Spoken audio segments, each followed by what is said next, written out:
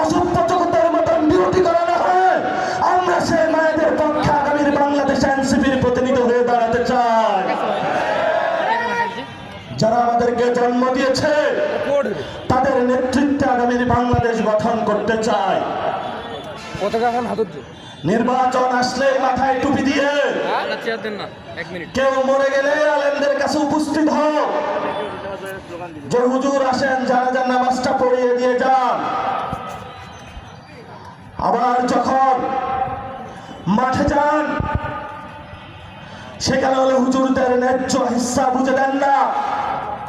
আমরা এনসিপি বাংলাদেশের যারা ইসলাম ধর্মাবলম্বী রয়েছে, যারা হিন্দু ধর্মে রয়েছে, যারা খ্রিস্টান ধর্মে রয়েছে, যারা বৌদ্ধ ধর্ম রয়েছে, তাদের সবল অবকাঠামো নির্মাণ, ধর্মীয় স্বাধীনতা নিশ্চিতকরণ, জঙ্গি তকমা রহিতকরণ এবং সকলকে নিয়ে একটি সাম্যের সুন্দর বাংলাদেশ গড়তে চাই।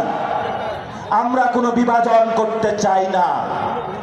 কে সুন্নি, কে দেওবন্দি, কেউ জামাতি, কে আলিয়া, কেউ কওমি, আমরা এইসব বিভাজনের রাজনীতিতে নাই। আমাদের কাছে একটাই, সেটা হলো রাসূল সাল্লাল্লাহু আলাইহি ওয়াসাল্লাম এবং আমাদের সৃষ্টিকর্তা আল্লাহ তাআলা। এটাই হলো বাংলাদেশের। আমরা কোনো বিভাজন চাই না। এনসিপি হলো সকল বিভাজনের ঊর্ধ্বে, সকলকে নিয়ে ঐক্যবদ্ধভাবে বাংলাদেশে কাজ করতে চায়।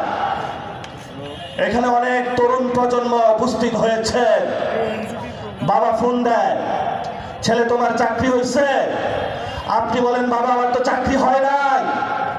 প্রতি বছর ফোন দেয়, কিন্তু ফোনের পর ফোন ছেলেগুলো উত্তর দিতে পারে না, কারণ ছেলে পরীক্ষা দেয়, ভিতরে ছাত্রদল যুবদলের চাকরি হয়ে যায়। আমরা আপনাদেরকে নিশ্চিত করতেছি, এনসিপি ক্ষমতায় আসলে কোনো কোটা রাখা হবে না, কোটা মুক্ত বাংলাদেশ গঠন করা হবে ইনশাআল্লাহ।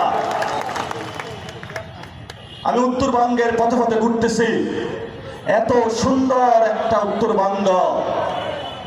এরশাদ সাহেব উন্নয়ন করলো না, শেখ হাসিনা তো উত্তরবঙ্গের প্রতি সবচেয়ে বেশি বৈষম্য করেছে। আমরা উত্তরবঙ্গ দক্ষিণবঙ্গ কোনো বৈষম্য করব না। বাংলাদেশের যদি আমার কাছে 64 টাকা থাকে, 64 টাকায় ভাগ করে 64 জেলায় আমরা বিলিয়ে দিব ইনশাআল্লাহ। প্রিয় ভাইরা, কথা বললে অনেক দূর যায়। আমরা ব্যবসায়ী ভাইদেরকে